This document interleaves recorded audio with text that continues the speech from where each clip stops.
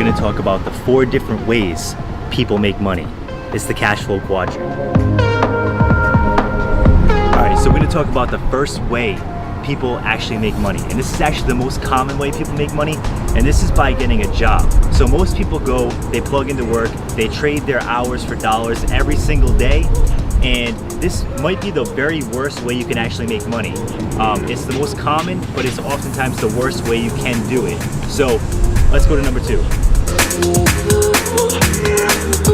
All right, so let's talk about the number 2 way people make money. And this is probably the second most common way people make money.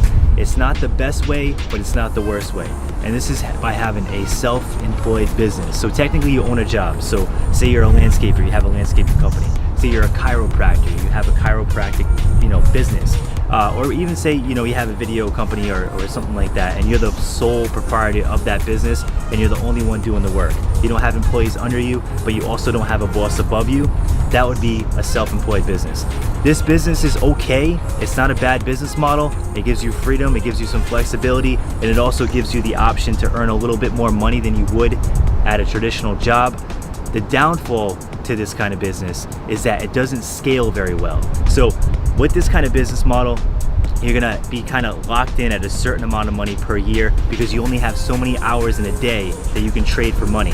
And that is the big downfall to this business. So when we go into number 3, you're gonna learn a business model that takes that pitfall away and gives you the option to scale up.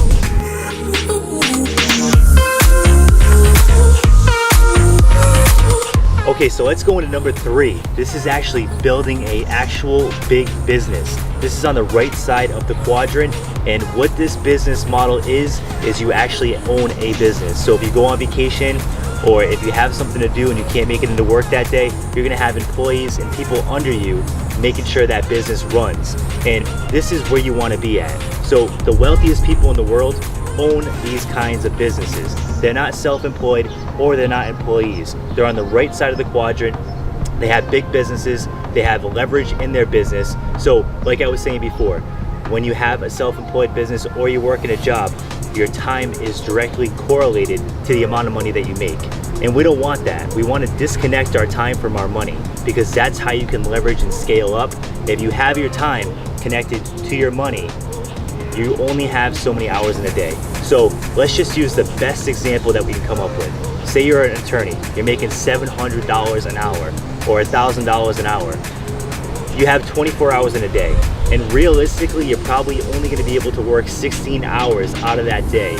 And here's the kicker. Working 16 hours a day every single day is gonna burn you out and you're gonna have no life. But let's just say you can do that. The most you're gonna be able to make in that day, even at $100 per hour, is $1,600 per day, and you're gonna be burnt out. Now, let's imagine you had a law firm, you had the big business rather than being self-employed.